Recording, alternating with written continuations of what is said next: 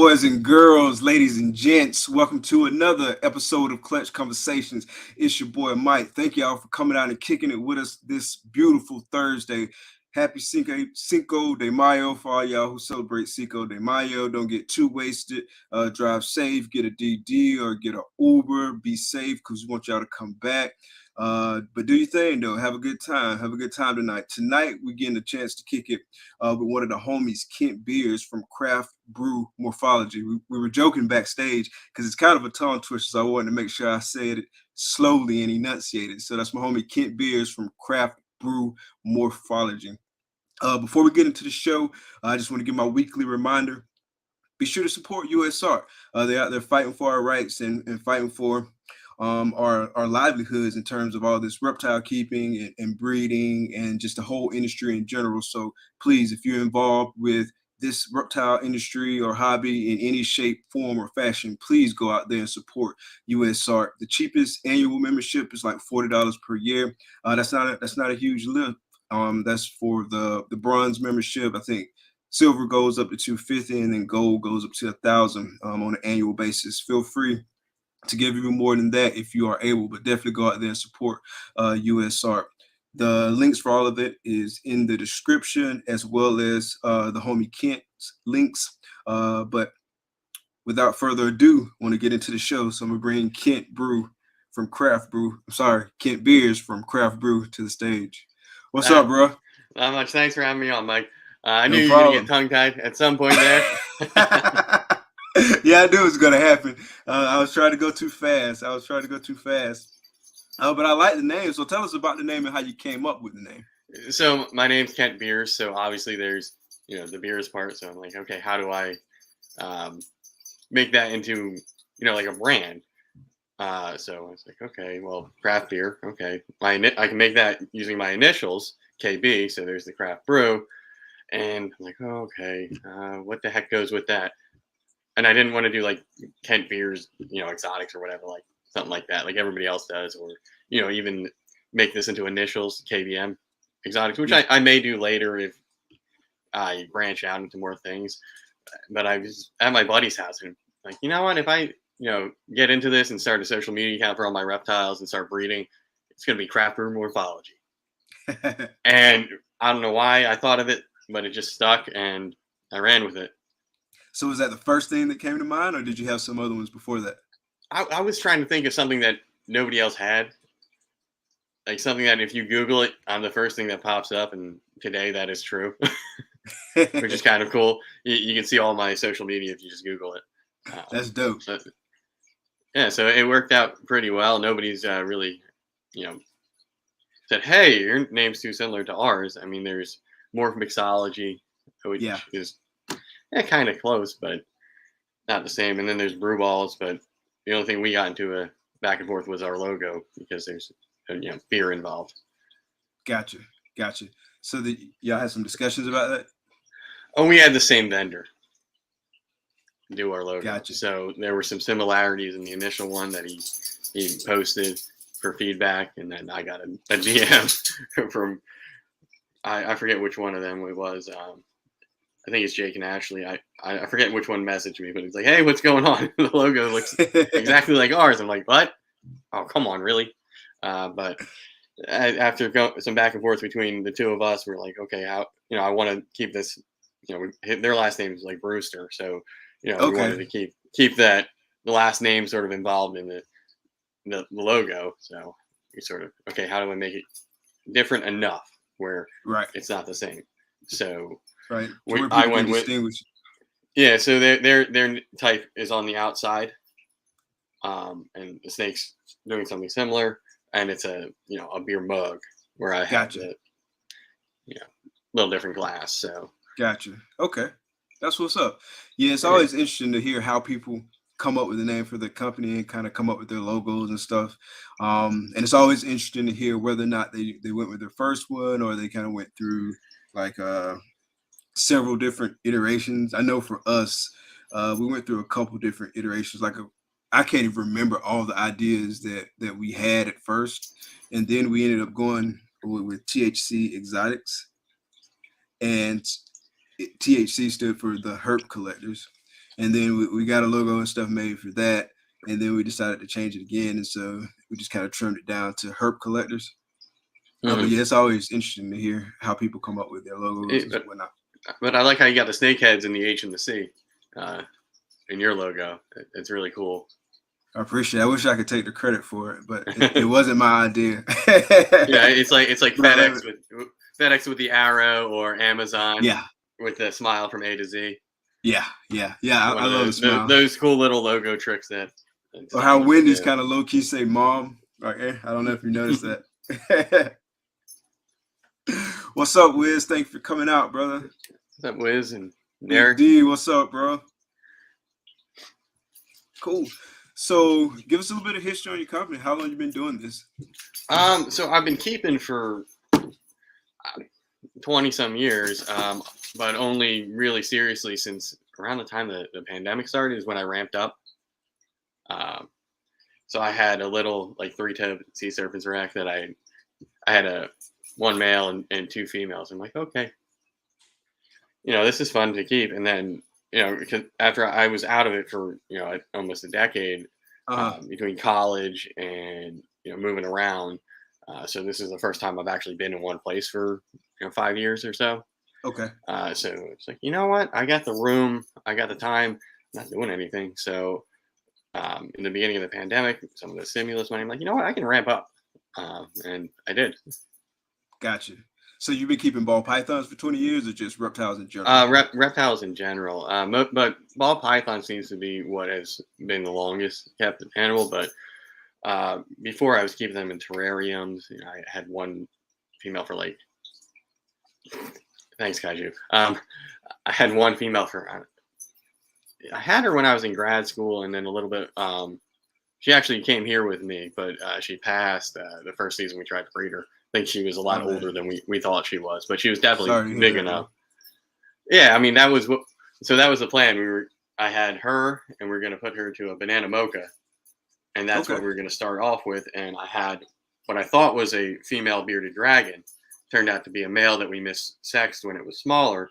So I had a really, really nuts male bearded dragon that I bought. I'm like, okay, so we're going to pair these. We'll have the ball pythons, and then we should be able to have enough there and whatever extra stuff we have that we want to get rid of to get a table and vend. Mm-hmm. And then the female died, pandemic happened, the male turned out to be a female. I was like, oh. So I mean, I feel like that's one of my biggest reptile related failures, to go back to your questions. It's like I had everything planned out, me and my buddy, and then everything possible that went wrong, at the time did. So yeah, don't feel too bad. I definitely had what we thought was a female end up being a male, and so that kind of got us off of that project just all together. It was a banana motley bee, so we were going to do some Kiki clown stuff, and thought she was a female. She's huge. She's like 2,600 grams. I'm still saying he's like 2,600 grams right now. He's huge, but he's definitely a boy. Yeah, that's a so big boy. Things can definitely go sideways quickly. So it's one thing to kind of get into it in a hobby, but what kind of clicked in your head to say, hey, I want to do this as like a full-fledged business? I don't know. I started going to reptile shows again. I think 2018, 2019, and at that time I wasn't seeing anything crazy, just clowns, pieds. It's like, okay, there's some cool ball pythons. It shouldn't be too hard to breed them. I'll add some more. And then, I go back on Morph Market after, not really going on there. And now there's, so many different morphs and genes out there. It's like, oh my gosh.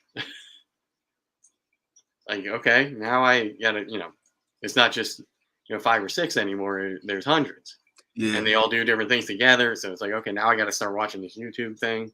So I started watching snake bites, like everything on YouTube. I was like, okay, I've got to figure out what, where the market stands now. Because I was just buying, what was affordable and what I thought looked good and what would work with, what I had at the time, rather than planning for the future and going, okay, I need to get some of these recessive genes in here, and I need to, make sure everything is going to work. It's going to be compatible in my project. So, if one doesn't work here, I can plug it in here, and vice versa. Luckily for me, I bought a lot of females, so I have cinnamon, Smart move.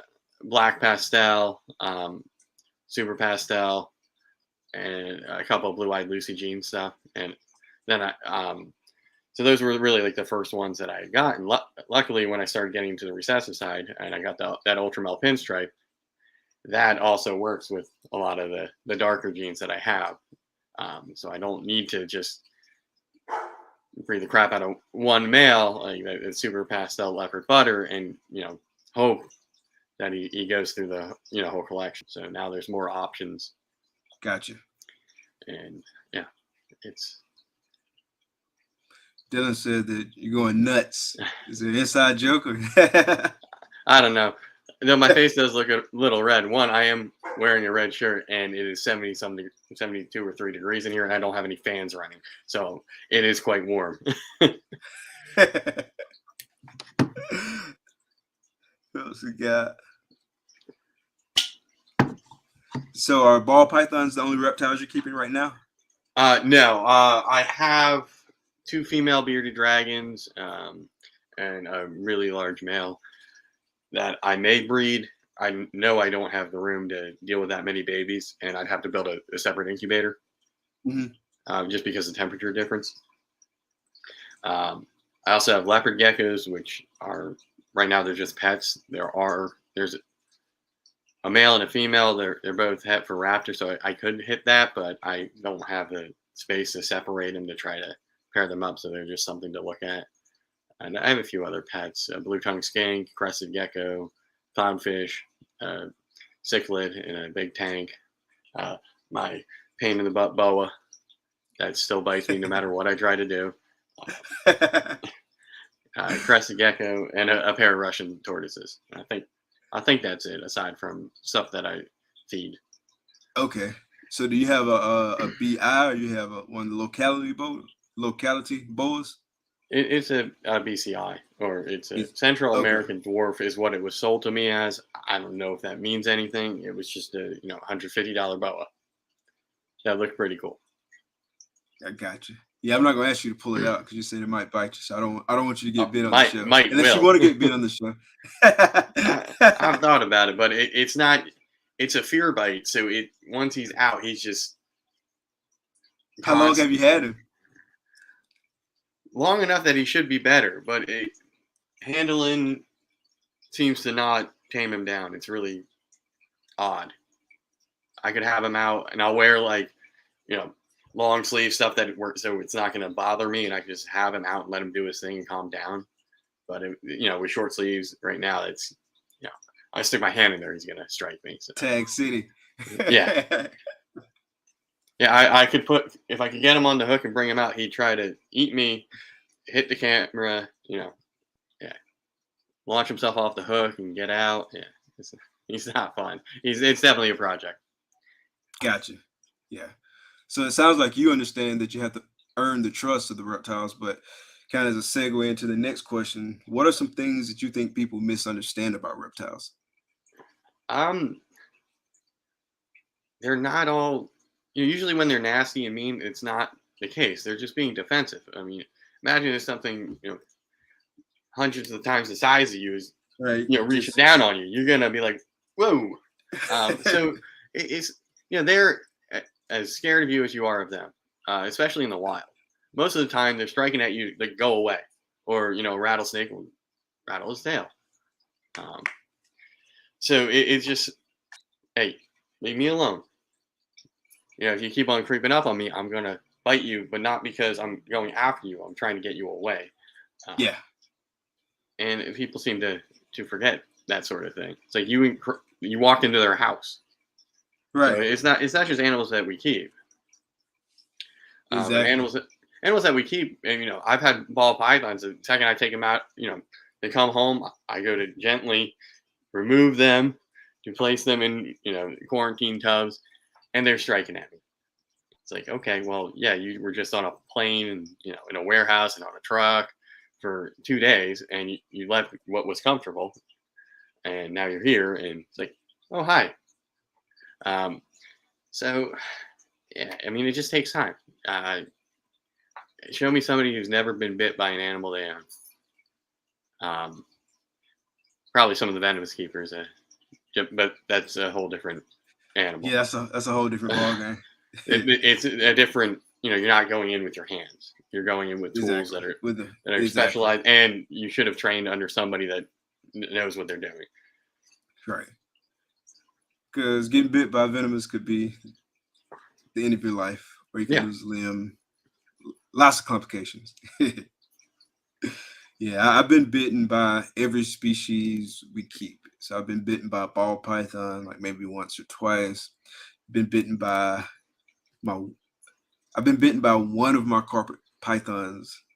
What feels like hundreds of times. It hadn't been hundreds of times, but it's been a lot of times. He still hadn't calmed down. His name's Juvie, but like he's just always just constantly alert, and he just doesn't like trust us. Like we're just going in there to change water, clean tubs, and he's just kind of like, and he'll strike. Like he shoots first, asks questions later. But he's the only one of my carpet pythons that's a real defensive snake. I know a lot of times carpets get a bad rep, but it's been our experience, at least with the ones that we have, it hasn't really been bad. So we've got a coastal carpet. She's always been puppy dog tamed. We've got a Brettle. She's always been puppy dog tamed. And then we've got 2 jungles, 1 male, 1 female. The jungle female, at first, she was a little defensive, but she's kind of calmed down for the most part. Every now and then, she's kind of like a little uncertain, but you can read her and you can kind of tell how she's going to be, and so you can act accordingly. And then we've got a zebra that started off fairly defensive, but she tamed down pretty quick, and she almost feels like she's puppy dog tamed now. But that one male, he hadn't settled down at all. Like he's exactly the same as he was the first day he got here.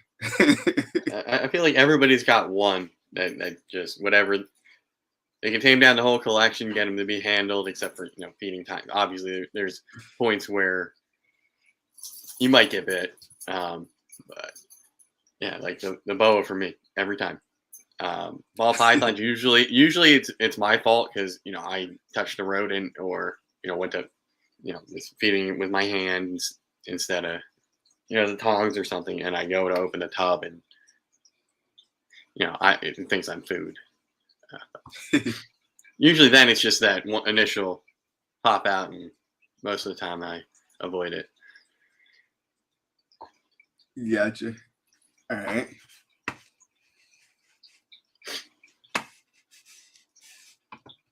Sorry about that.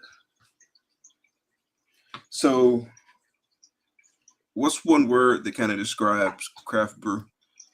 Like if you had to use one word, is it small? Small. I only have 13 ball pythons. So.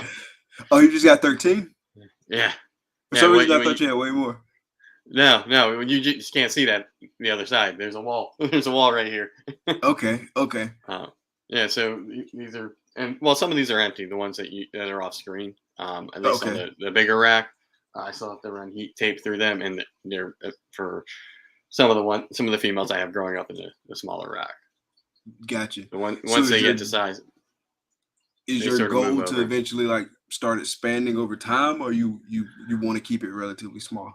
I'd like to keep it small. I mean, I know there's a lot of gambling involved in not having a 1-to-3 ratio for projects, and I get that. I don't have the room, so I'm trying to get as many genes crammed into 1 or 2 animals over time. What's your ratio right now? I think it's 4 to 9. Okay. So it's pretty close. The one I was planning on getting rid of, but then it turned out that a normal that I had wound up being female. So it's like, well, these are the only 2 that are of size. Let's go and see what happens. So you're almost at 1 to 2. It's good though. Like we've got a lot of females and we've got relatively few males, but we need more. We need more males. Uh, I've learned that lesson the hard way this year. Like right now, I've got several males who haven't eaten for probably like 3 to 4 weeks, and Mhm. so I don't want to like throw them in there and just continuously throw them in there and breed Right. them while they're not eating. And so it's kind of impeding some progress on some things. And so we tried some stuff this week. And so next time I try to feed, hopefully that stuff was successful, and hopefully they feed so we can kind of get them back in the breeding program, because a lot of their ladies are building, and so they're at the point where I want to get Right. like 1 to 2 more locks on them a piece, and we'll see how it works.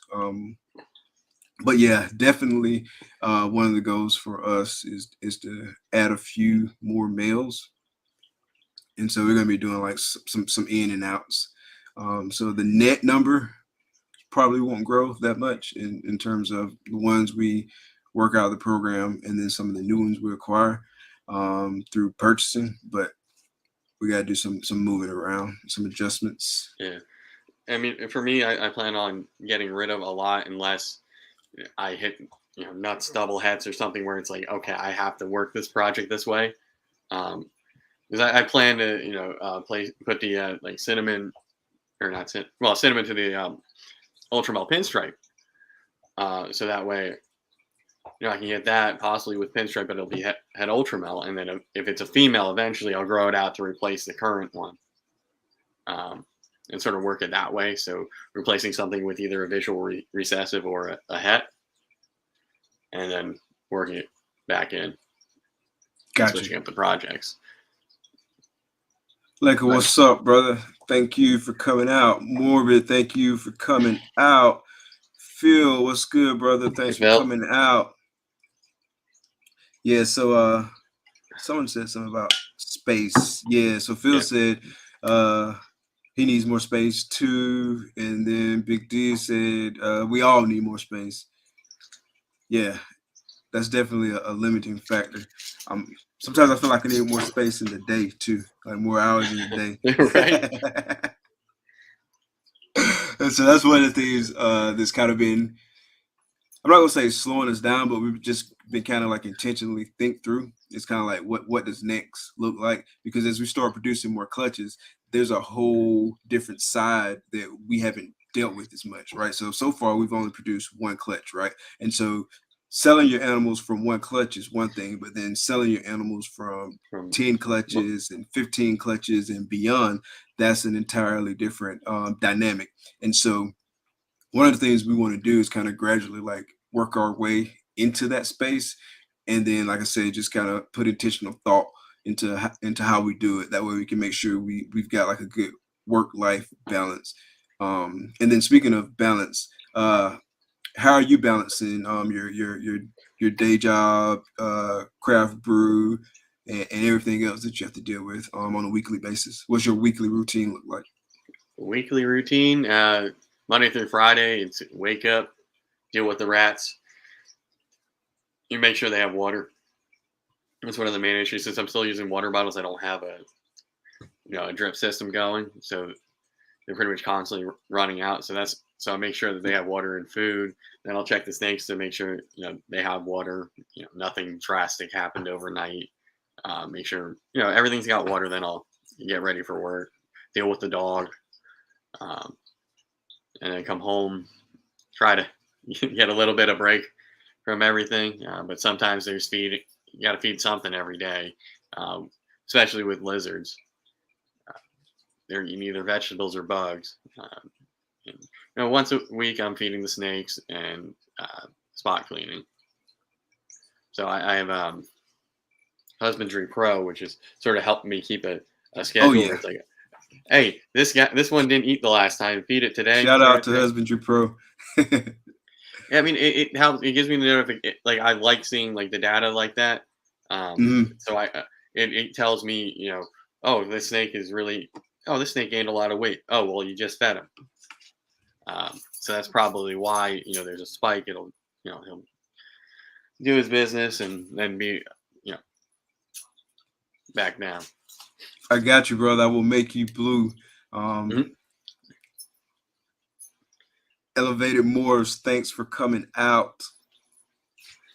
I mean, for me, it's difficult to find time to, make content for my YouTube because one, it takes time to film it and figure out what you're going to do, and then it takes time to edit it, and between work and actually doing all this stuff, it's sort of difficult. So I've been a little bit lax. I've gotten a little bit better since I was on with Gershon. Oh yeah, shout out to Gershon. He gonna push you. Yeah. He gave me a little kick in the butt. I'm like, man, I gotta make another video. And then so I put out like 3 since then and some shorts.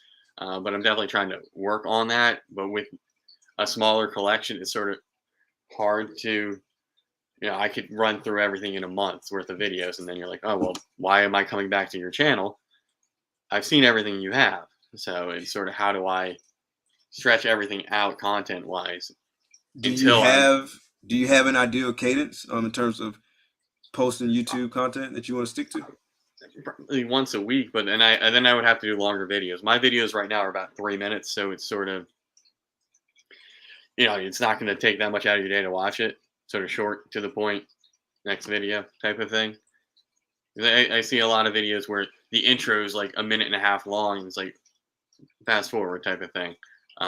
Where's your content? And, I want to see your egg cutting or whatever the actual video is. Now, the videos that I will watch all the way through are the ones where it's like a terrarium build or a rack build or something like that, where it's informational or like how to do XYZ. It's like, okay. And then I'm probably even going back because, okay, what did you say there? I got to make sure I did this right type of thing. And how long does it take you to edit your videos, or do you edit them? I do, because right now I'm filming with a camcorder, so I have the little remote control that turns it on, so there's always me fumbling around beforehand and afterwards of each clip. So then I'll edit the clip down and then put a transition in. Okay. But I've been trying to, like, the format mainly is not that great. It's like speed run through a video. So I've been trying to figure out a way where I can have me talk about what it is, then show it off with some B-roll and music and things like that, and just sort of have it flow nicer instead of me talking a mile a minute monotone. And okay, here's this thing. Here's the next thing. This is what I'm doing this year. See you next time. I feel like that's how my videos are. Like, share, subscribe, and then here's this playlist. Watch it. So that's definitely something I'm cognizant of and trying to work on. But again, it's a time thing. So to put together a good, 5+ minute video, you need content. If it's just B-roll or something like that, then I'm going to turn it off. Now, if I produce an awesome clutch and I'm showing it off, that might be a different story. There's a lot more things to talk about there. But if I'm just showing off 4 males, it's a little difficult. So with the last one I put out, it's like, well, I'll talk about some upgrades we did. So I upgraded the rat rack, and I talked about that. I shared the link to the build in the description, and I talked about some other things. But I had to fill that time. Otherwise, it was going to only be like 2 minutes, and that's really, really short. That's almost a short. So. A short.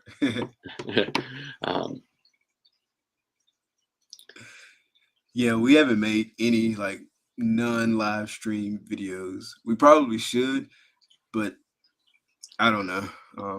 It's not my cup of tea, at least not right now. I am trying to learn like how to do better like editing on videos, because I do kind of like that.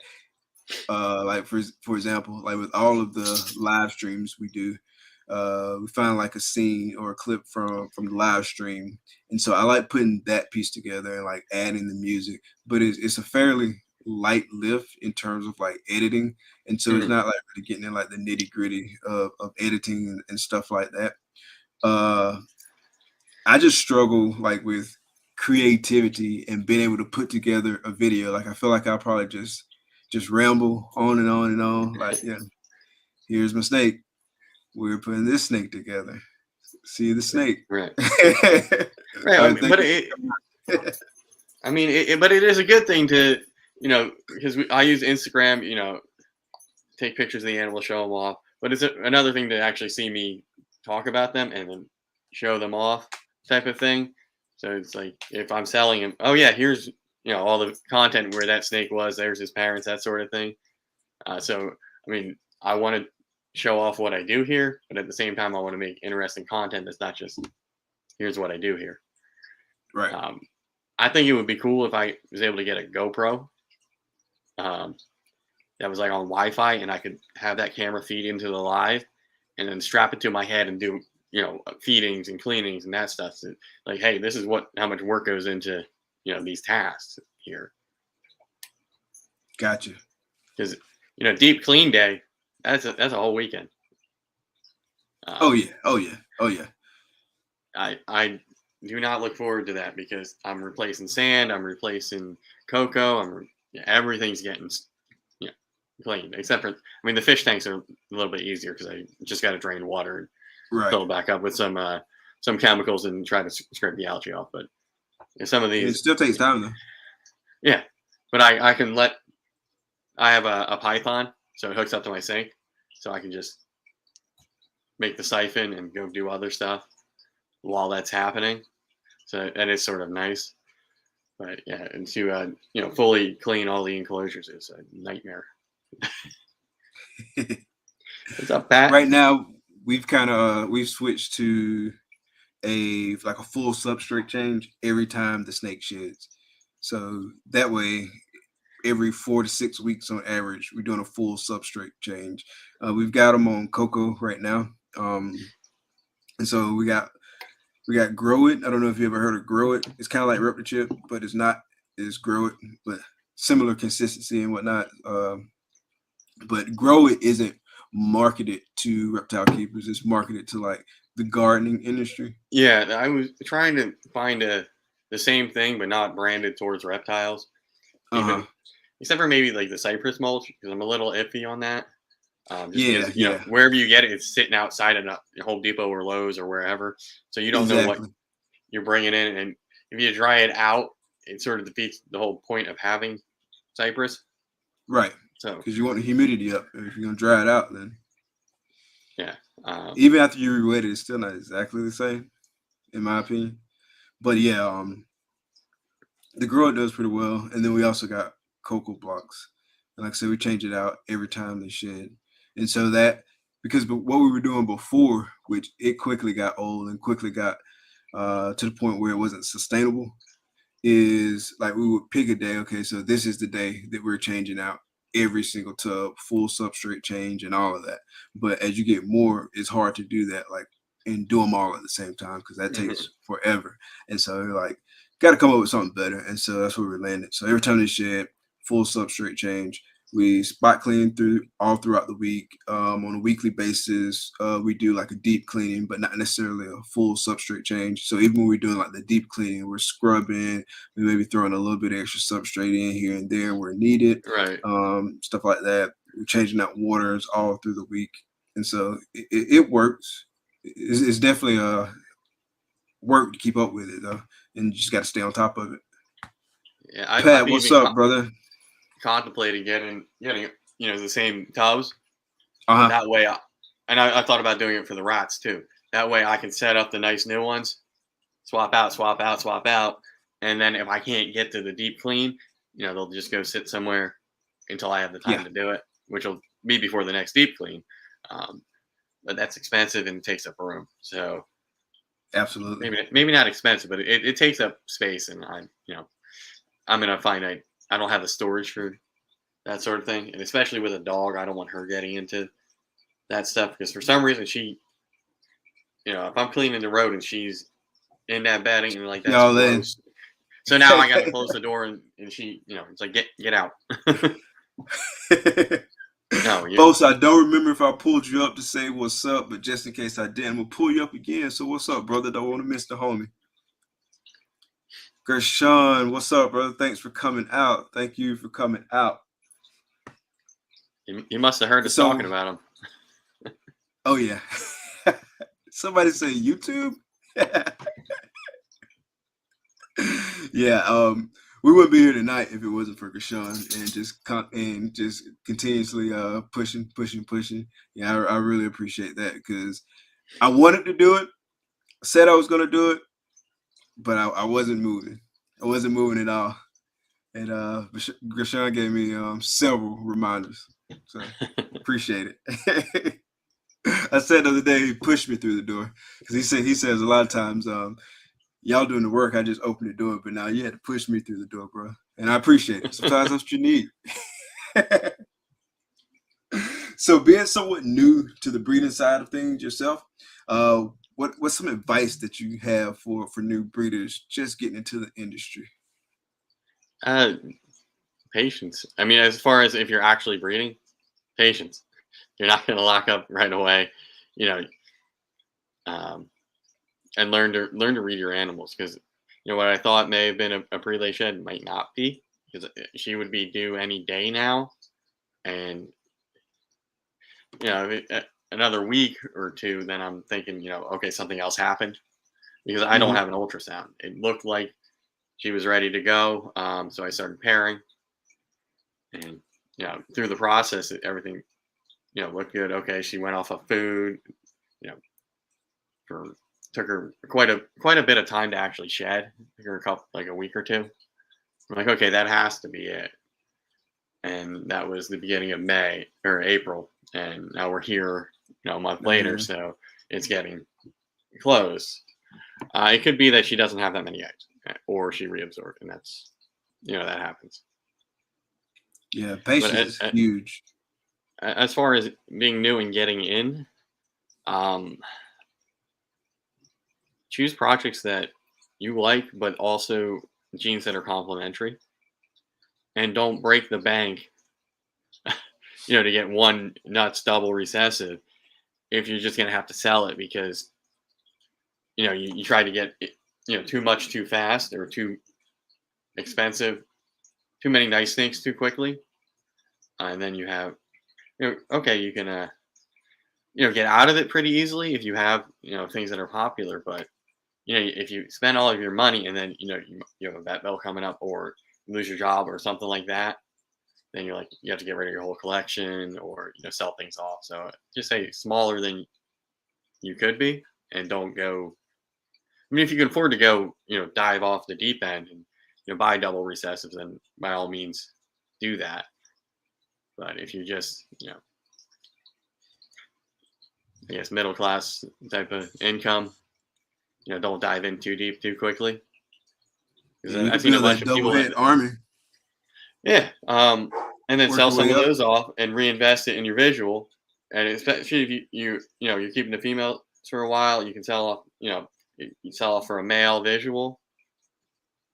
Depending on you have, so your second year clutch, you could sell that one off and replace it with a male, and the females from the first year that you're growing out, they'd match up, or should.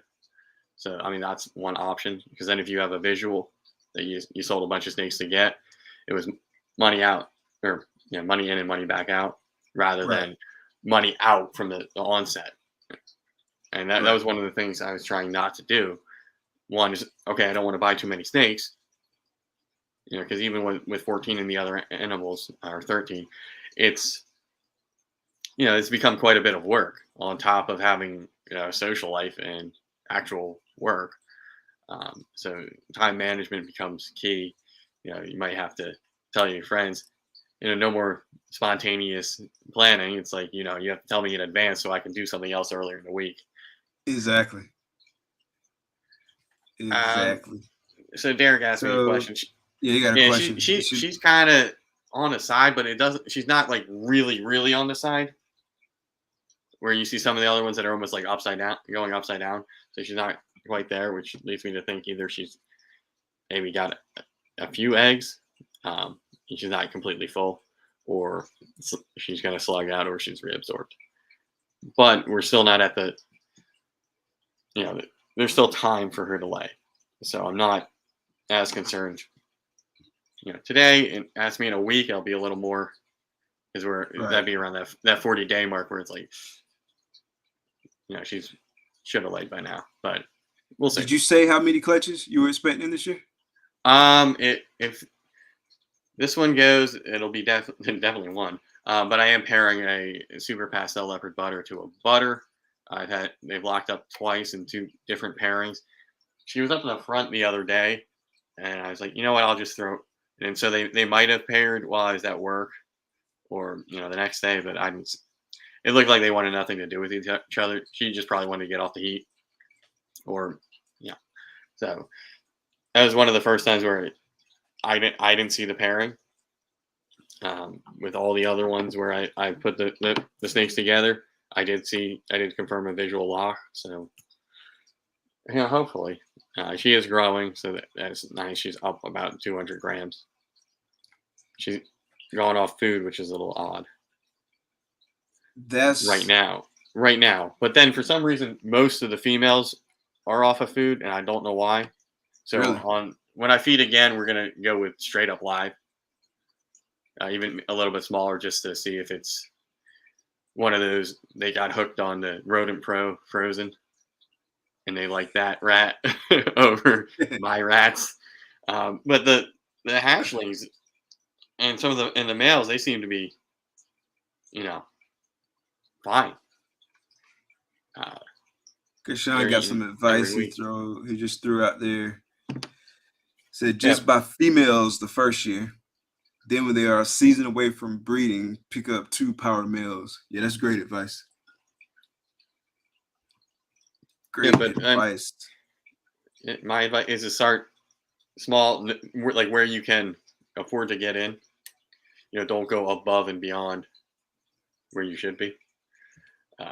If you need to start with 14 snakes, start with 14 snakes. See how much time it takes to care for them, how much time how many snakes, how much room you need for those snakes once they start producing. I mean, I still have to put a hatchling rack here because next year it'll look like I'm doing 7 clutches if everything goes right, and then the following year it's at least 9, provided everybody goes again, and that's right. That's going to be a lot, especially if they all go at the same time. I mean, another incubator, more rack space, so exactly. That's something you got to stay in your lane. That's a good point you make. Definitely stay in your lane. Essentially, what you said. Kind of start at your level and what you can handle. And sometimes it takes a little figuring that out, but definitely stay in your lane. So I don't want to. No, go ahead. Go ahead. No, go ahead. I was about to ask another question, but I don't want to be. I don't want to be the guy that has my incubator full, and then has to build another one really quickly. Fills that one up, and then I still have one to go, and I have to call somebody. Hey, can I put my eggs in your incubator? I don't want to get to that point. I want to make sure that whatever I'm doing, I have the room. That's why I'm reluctant to breed some of the other animals, because I know it's a different temperature and I'll need a different incubator. Especially with bearded dragons, you can have like 40 of them if everything goes well, and that's a lot of crickets, a lot of lizards, a lot of heat lamps, and unless I can move them like that or wholesale them, I really don't. I don't have the space or time to deal with that. Yeah, that's a lot. How many can they have in the clutch? It's either 20 or 40, but they do two a year. Like they'll just keep on going. Okay. Like each time, I think they can cycle 4 times, but they'll do 2. They'll lay twice each cycle, I think. But they do lay quite a bit. Leopard gecko is usually just 2, so that's not terrible. Yeah, that's not too bad. And crested geckos, I can, if I were to find one to pair, they can just be room temperature, so it's not a big deal. Have you bred any of those at any point? I thought the one leopard gecko slugged out, but I haven't seen anything since that happened. Because you can sort of, if you hold a light up to them, you can see when they have eggs. So. Oh, where? Yeah, you can sort of put it on their back and sort of see inside, and you'll see like the 2 eggs. How big are they? You said 2? Yeah, but they're rather small. Okay. But again, that's not a priority. That's something. It's cool if I get it. If I hit it, fine. I spent maybe $30 on the animals themselves. Perks about going to reptile shows. You can always, whatever the lesser animal out of the group is. Oh, you want to throw that one in for $5? Yeah, why not? So we've done that with cash. We've done that with a couple of deals where me and my buddy are buying from the same vendor, and it's like, okay, let's throw all this together. Can you do a deal on that? Yeah, And that's usually if smart. it's cash, they're like, yeah, that's fine. Smart thinking. Credit card is going to be $5 more. Got to cover those fees. So Elevated Moore says, I just dropped my first blood python clutch yesterday. Congratulations. That's awesome. Yeah, that's dope. Have you ever kept it? You haven't kept any bloods, have you? No. Okay. I had a buddy that was really big into it like a decade ago, and he had some combination that I don't think anybody's seen really since he had them for sale. Okay. So I'm not that good with like any of like the different kinds of blood pythons or whatnot, but I've seen a couple that I like, and I'm probably gonna mess up the names, but there's just one that's kind of like, I think it's called like a magpie or something like that. Are you familiar with the morphs? No, not at all. Yeah, not at all. this one's kind of like, I don't want to say cookies and cream. I could be all wrong, but it was dope. I could point it out in the picture.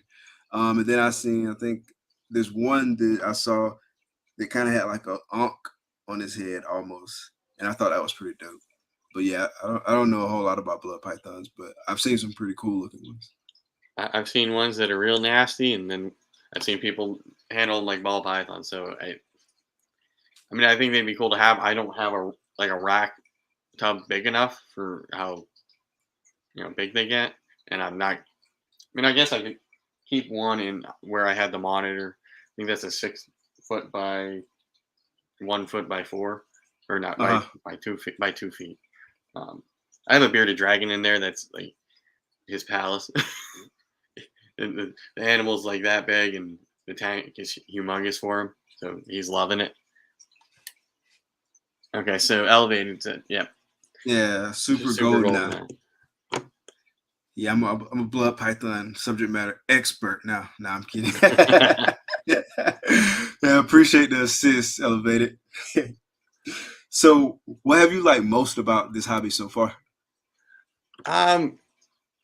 Honestly, when I got back into it and started interacting with other people, it was a lot more welcoming, and people were more open to sharing knowledge as compared to 10 years ago. I've heard some horror stories about back in the day.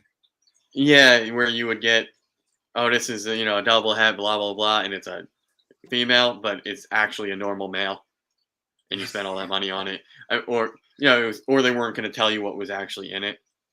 So, for instance, like if you had say Ultramel was hot back then, say if you had a banana pinstripe, which kind of almost looks similar, you could probably pawn one of those off as an Ultramel type of thing.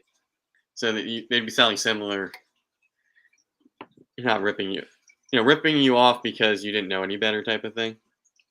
Or I've heard Billy tell stories about like buying breeder female normals for like $1 a gram. Yeah. And people would like feed them like a bunch of rats. You get them all fat, right? Yeah, and sell it for $1 a gram, and then you get it home and it poops out 150 grams of rat. So you just paid $150 for some poop. Or Elevator said it was hard 10 years ago. Or they knew the snake was sickly and they sold it to you anyway. I mean, that still happens today. I mean, it's not as bad. Yeah. I think now with social media sort of happening in between then and now, you can get called out much quicker. Yeah, especially if the person doing the calling out has somebody big on their team. So, if somebody screwed me over, I was like, man, Anton, look what happened. Or something like, to get that backing from somebody else in the community. Whereas before it's like, I don't know what this guy's talking about. Right. I think it's a lot more inclusive now, where absolutely some people are more willing to share advice. And then with social media kind of being so big now in our industry, that helps a lot too in terms of like seeing who's like really kind of investing in their brand and their business. And so like someone's selling a snake, they can look you up and say, hey, this person's on social media. They don't really seem like a scammer. Whereas if you're just like completely just Joe Blow, you don't have any kind of social media presence, you don't have any kind of online presence, then that can be a red flag. It's not always the end Oh, all be all, but having a social media presence and putting your face out there and putting your name out there and like really kind of building your business infrastructure, that definitely helps too. Yeah, I mean, I know prior to getting involved with with the Instagram and the YouTube, I was looking on Craigslist and Facebook, and a lot of times out there, you might not be getting something what you think you're getting. So I would avoid those places like the plague. Because one, it's just a random person. I don't know if they have that snake. Right. You meet up. Is it that snake? Yeah. I ask a lot of questions. Right. Even now you got everybody these days. I've been seeing this going around social media a lot. Like the latest thing is the codes. Can you send? Yeah. Apparently, I'm not popular enough yet, but I have seen it.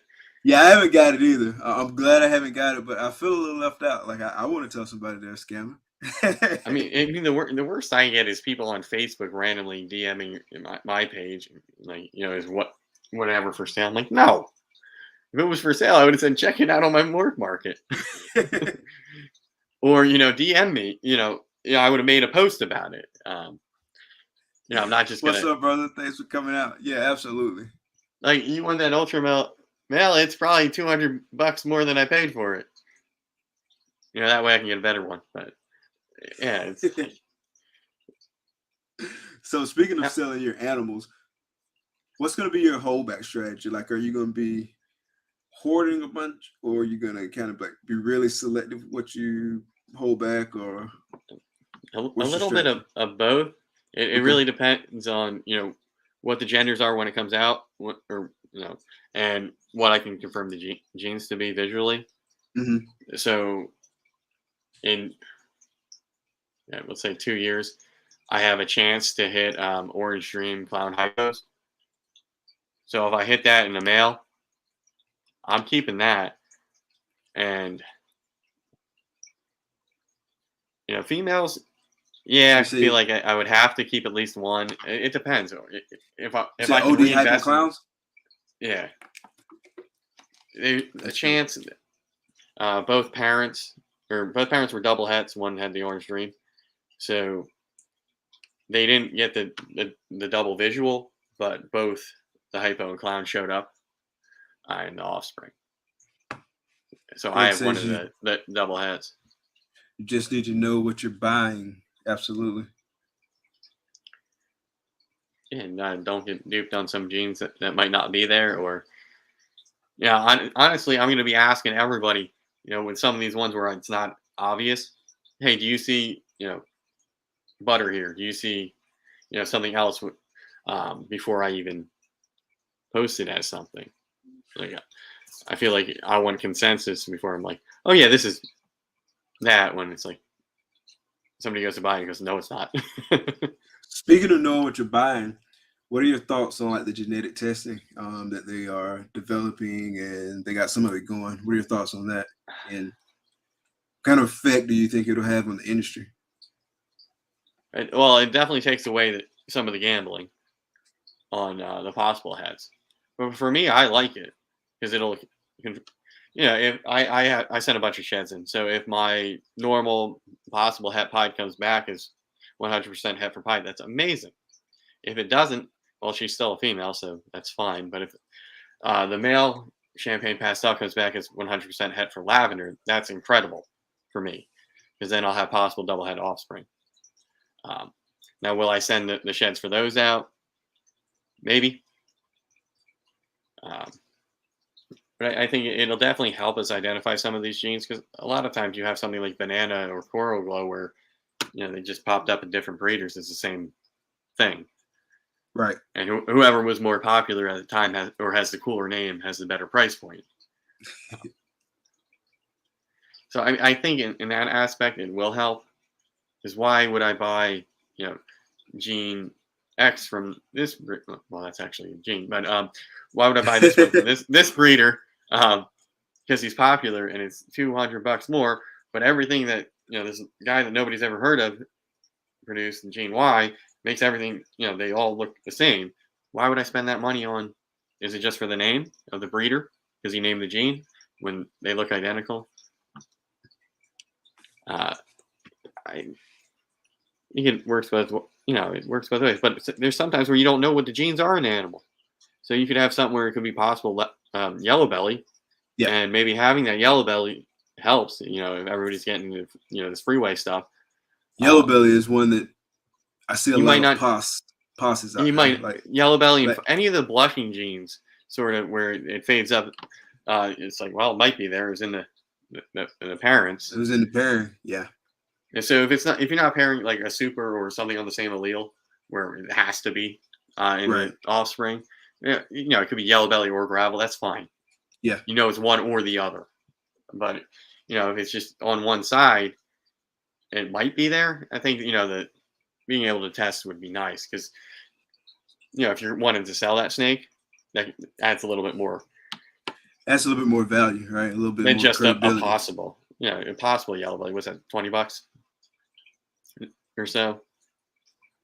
Right. Yeah. So you spoke a little bit earlier about some challenges, but what would you say the most challenging thing about breeding has been so far for you? Time management, really. So with my work, I can either work 35 hours or well over that. So it's being able to get everything done in a week. So I know I have XYZ to do at work, but I also know I'm going to be up till 11 or so cleaning or doing something that I have to get done that day at home, whether it's actually maintaining my apartment or dealing with the animals. So it's I try to keep to a schedule, but sometimes something happens at work where it just throws that off, or if something happens in the reptile room that I have to change up my plans. And it's just to be able to have the time to plan for those unexpected things, to have a little bit of a cushion.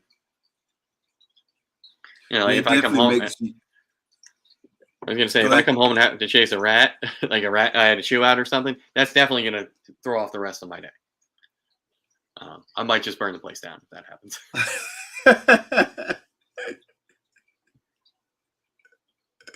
Yeah, time management, it can be a challenge, right? And so it's important to stay on top of it.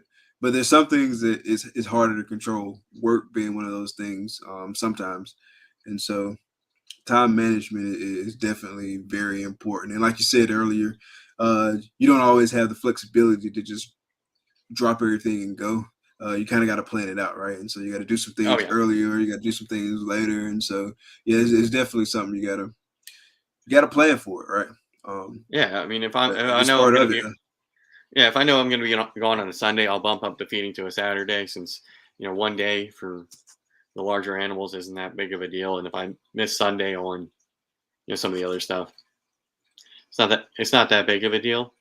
But to miss multiple days, then I get behind, and you don't want to get behind. Like it's like, I'll get to it next week, and then I'm looking at bearded dragons where it's obvious that they need to be cleaned, and it's like, this is like, because it can be embarrassing if I have people over, and it's absolutely like I have animals. Normally it's pretty good, with the fans running and things like that, and constant spot cleaning. But there are times where the rats are pretty ripe, and that they're in the guest room, so I know I have to clean them before company. Yeah, that's the number one reason why we're not breeding Norwegians. Is I don't want to have to clean up that much after them. We've got one colony of ASFs, and you can't even tell that we have it.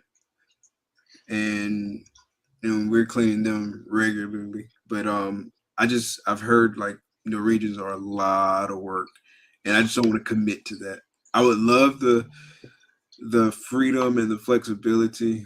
I shouldn't say freedom, but the cost savings, and certainly the flexibility of breeding my own.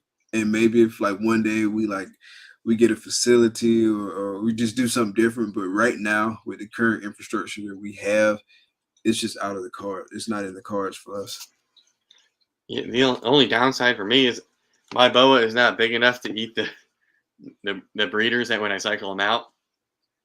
So I have to you know, transition new ones in earlier, so I can get those off to the people that are either going to have them as pets for however long they live after that, or feed them off to larger animals. That is one downside. But as far as getting smalls, I haven't ordered anything from Rodent Pro since last year. It's been great. Nice. Key said get hemp. I have heard good things about hemp bedding. Same here. Unfortunately, the guy that's the vendor for that up here, he doesn't carry the rodent stuff. He just has the chipper. Okay. Not that big of a deal. Bro? We're gonna have him on the show in a few weeks. Nice, what's good, nice. brother?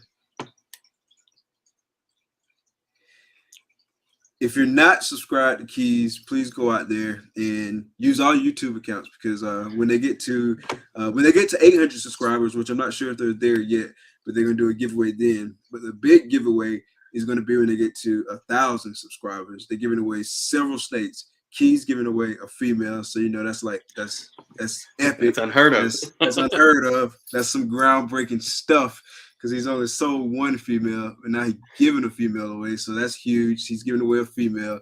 And then we got a whole bunch of other people also giving away some snakes. Then we got Big D's. I think we got Keys from Splash Pack, and a few other people. Sorry for missing you. If you are going to be giving away a snake for that giveaway and you're in the chat right now, drop it in the comments. They got 800 today. Congratulations. Yes, sir. That's what's up. So y'all make sure y'all go out there and follow from all of your accounts. Let's get my homies monetized. All right. And so what's your 5-10-year goals? Well, 5 years, hopefully I produced that double visual that we were talking about. Okay. And added some other snakes, whether it's just replacing some of these as we go with something better. I mean, that's the plan, to stay relatively small as far as the amount of snakes, but increase the quality of the snakes over time as far as genetics goes. Okay. If a breeder female's gave me 3 good years, 4 good years, sell her off as proven, whatever, reinvest, have another one replace her, type of thing, until I have space to be able to expand. Right now, with having a full-time job, to be able to have multiple ARS racks, that's just, there's no way I wouldn't have the time. So I'm sort of cognizant of that. I don't want to get too many things, then I'm just going to be at work and then here, at work and then here, and my social life will be like live streaming, and that'll be my interaction with people. I just won't see anybody else aside from reptile people. Ain't nothing wrong with that. No, there's not. But I don't want to be the guy. Oh, he can't come to Thanksgiving because he's got a clean rat crap or something like that. He's with those snakes again. Hey, crazy guy. So, what is it that you want to be known most for in the hobby? Probably for having that small collection and being able to produce nice things. I know that's going to take a lot of luck, but I just want to be known for producing nice animals or nice quality snakes, and hopefully good customer service when I actually do start selling. Because I've seen from time to time, some people don't. It's like, okay, something happened to the snake, whether I saw it or not on my end. But if it's within that 7-day window or whatever, and it's obvious the receiver didn't do something wrong, and you're gonna get your money back. I mean, don't think you're gonna sell a $2,000 snake and immediately withdraw that money from your PayPal or wherever and go spend it. You definitely should. You gotta sit on that, and you should be sitting on it anyway. Absolutely, you got to make sure that you don't ever want to put yourself in a position to where you can't honor something that's in your selling policy. Right. Yeah. And even like when I ship bugs, say you bought 200 dubia roaches from me, I'm probably putting in, depending on the size, 50 more if they're small, enough that I know they're going to make the trip. Right. And more market reviews are, I definitely look uh, Pipeline, what's for up? one with good reviews. So it's important to me starting out to, first year, if I sell all the snakes and, I get really positive reviews, that's awesome. But if one guy, has a bad experience, that could tank me for Right. people that don't actually know me. So, Absolutely. they're just searching for the, the genes, and, oh, this guy's got, a pastel blue-eyed Lucy for, $425. Oh, he's got some bad reviews. I Yeah, never heard of yeah, him. and you don't want that, right? And they're not in my circle, so I don't want to see that happen. Exactly. Like I've seen some breeders kind of, I won't say go back and forth because I don't know that Morph Market allows you to go back and forth, but I've also seen where a person leaves a negative review and then the breeder kind of comes back on there and like snaps on them, and I wouldn't do that either. I just that's not the way that I would choose to approach it. Like I may respond, but I'll just respond, make sure I respond in a very professional way. Right. I don't want to be snapping because it almost makes it, regardless of who's who, it just kind of makes you look bad when you're supposed to be the professional. And that's my opinion, at least. Right. And I also want to be able to document, like, say you bought this snake from me. Okay, say it's winter, right? I can't ship. I'm only now just starting to ship bugs because for some reason it's been oddly cool overnight here. It's getting warmer during the day, so I'll probably start again. And that's shipping with USPS. So if it's got to go to California, I don't know why you're ordering from me, type of thing, or if you want it in a raffle or something. But if I got to hold an animal over the winter, I want to make sure that every so often it's like, hey, here's it eating, here's it through the process, instead of me just taking your money and saying, I'll get there. No, holla. I mean, no, you definitely want that. Customer service is huge. Yeah, I mean, I get if you're big like Dynasty, where it's like he can't give me updates all the time unless something bad happens while he's holding on to the snake, type of thing. I get that when you're big, Right. But when you're smaller, you can definitely go above and beyond with your customer service in that aspect, especially if, say, you posted something from a clutch, it started going south, but you sold it already. Just being honest with the person about that. Yeah, absolutely. I've seen one that got posted, and I don't agree with how he went about it. I would like to see it, 3 meals of crap in a shed type of thing, where it's eating and ready to go. But this was selling right out of the egg type of thing. I saw that at a show one time. Like I won't say any names, but one of the vendors, they're like, yeah, these snakes just hatched the other day, and like they had them on the table, and I'm like, Yeah. Are you serious? And you're bragging about this? Like, wow.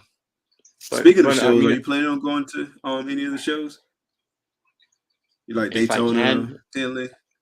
Though with my work, it's really difficult to plan things, because if I get hit with an audit and it just so happens to be like that weekend, Gotcha. I can't miss the audit, so I don't really want to plan too far ahead. Gotcha. When you're the only one at your work that does the things that you do, you sort of can't miss those things. Gotcha. Which is kind of annoying. But usually on weekends are fine. It would just be travel days that are sort of difficult. Right. Yeah, because going pretty far, I mean, maybe like for me, Daytona's a weekend trip, right? So it's not that big a deal. But Tinley is more than a weekend trip because it's so far away. And so, yeah, it can eat into the work week. Yeah, and unfortunately for me, I can't drive. Well, I mean, I guess I could drive to Tinley, but I'm taking more time off, and that's really expensive with the truck. But there's no real big show around me in Pennsylvania anymore. There's a lot of smaller shows, so it's a little discouraging. But at the same time, you get to buy from your local breeders, which is nice. Right. Yeah, that's dope. I think I just saw on Facebook, I think Phil's going to be at the one, I think, Gettysburg in July. Okay. So I mean, it is nice to be able to interact with the people you see in the comments and things like that. But you're not at a show where it's the entire hobby Yeah, it's a lot of people type of that I thing. see in the comments and seeing around social media and stuff like that. I've never even met them in person. I mean, most of the folks, I've never met them in person, but I talk to them on a daily basis, and like we've built those relationships. So I just know when we see each other in person, it's going to be on and popping. So I'm looking forward to going to Daytona in August because I get to meet a lot of people in person, and then we're going to Tinley as well, and so I get to meet a lot of people in person too. But yeah, I can't wait to meet all these people in person. It's gonna be Yeah, dope. yeah, that's something I'm looking forward to. I mean, especially the people outside of my little area, north or eastern Pennsylvania, where it's easy for me to meet people. I just go to my whatever shows that weekend, or you know, they did a breeder's breakfast. I think they're gonna do a See, Phil just brought that up. Yeah, I'm gonna try. Definitely gonna try, especially if Chris is doing a barbecue. Oh, so y'all got a breeder's meal? Tell us about Yeah, that. it's something they started up. They had it at the Shady Maple Buffet. For me, it was the opening day of trout season. I had some stuff going on that day, so I really couldn't. I mean, that's you get 90 minutes or so away from me, so I really couldn't make that day work to be able to get out there. I would have been up into it wouldn't work because I had plans later in that evening. So it just, but it would have been cool to be able to. It was must have been like 20 people Gotcha. there, something like that. Um, so it would have been nice to get to Mhm. see all the guys that I see on social media. Like I probably ran into them at shows before and just never knew it.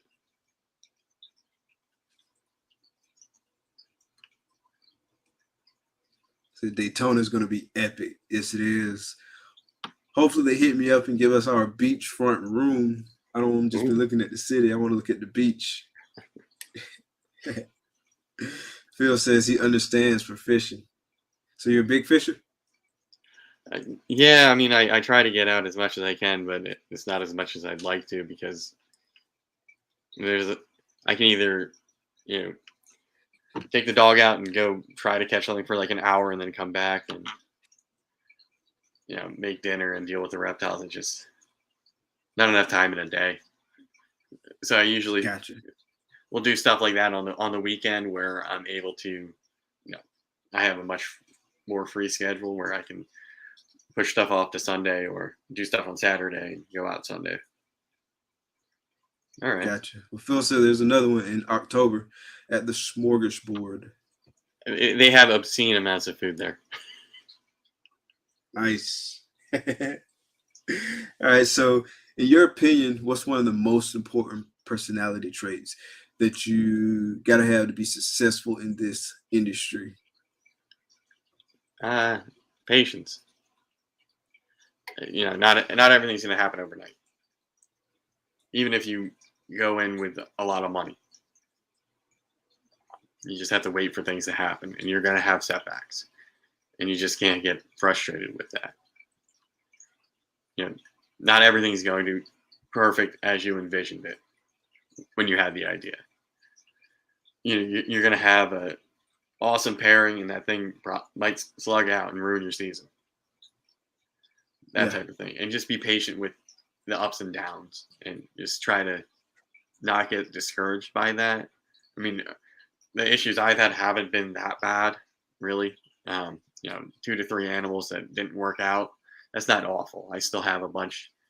It just bumped my timeline back a little bit. But in the grand Gotcha. scheme of things, what's 1 year? I use that year where I would have produced those animals and sold them to cultivate my social media accounts and add additional animals and sort of get potential customers, because every follower you have I It's a treat like potential. a Yeah. potential customer. Yeah. So before it, I just popped up, hey, I have these animals, and if they weren't good or whatever, oh, who's this guy?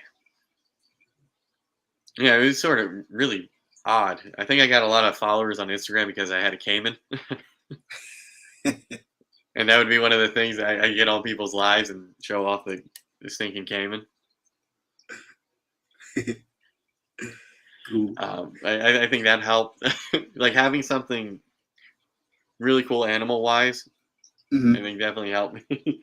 Because at the time, the snakes, I didn't have any recessive, so I just had the damn caiman. And I had a Savannah monitor. So, I mean, having those Okay. things sort of helped me. Intrigue Hey, people. yeah, right. Oh, this maniac has a caiman in an apartment. I mean, it's only that big, but still. Um,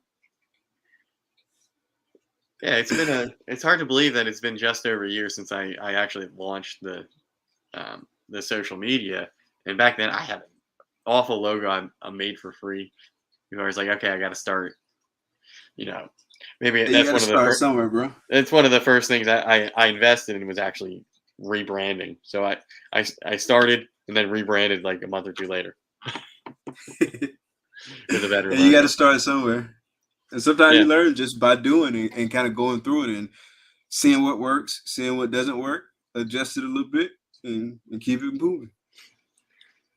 So, have you had any mentors in the hobby? Like, who've been some of your biggest mentors if you have worked like with mentors specifically? I haven't worked with anybody in person. Um, so a lot of my knowledge prior to really getting into this community came from watching the big guns on YouTube. Um, but as far as people to go to for advice, I mean Antoine's definitely helped me out. I do kind of pay him for that through the Shout out to Patreon. High Desert. Shout out to High Desert Pythons. um, but even the group chats I'm in with the usual suspects, you post a question, if chances are somebody's going to see it or in that group, but you can always reach out to somebody in there that's a little ahead of you Yeah. for advice. I know I've been bugging some people about this dang female.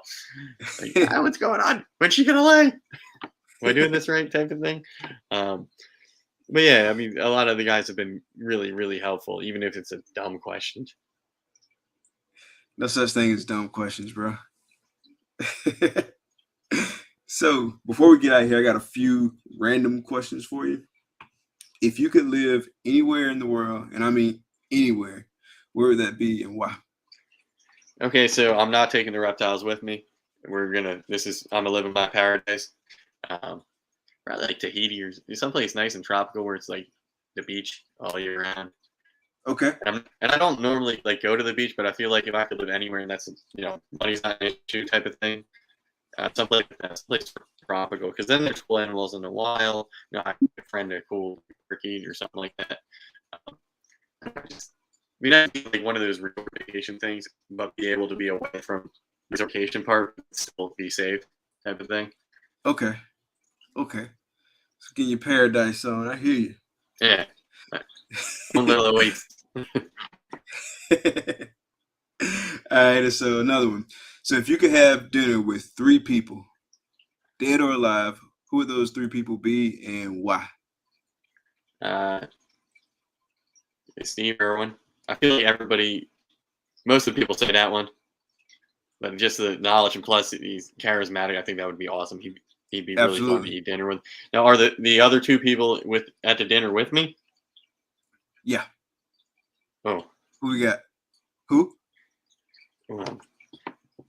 It's my imaginary dinner, so we're gonna throw in like Jimi Hendrix. Okay. Yes. So Jimmy and who else? Third one. Maybe like Abraham Lincoln. Okay. Like, and so I'm gonna throw my degree's in political science, so I feel like I got to throw something like that out there, or like James Madison. Okay. I almost went to poli sci route. I was this close. So I'm gonna throw an extra question in there. Where would y'all eat at, and what would you order?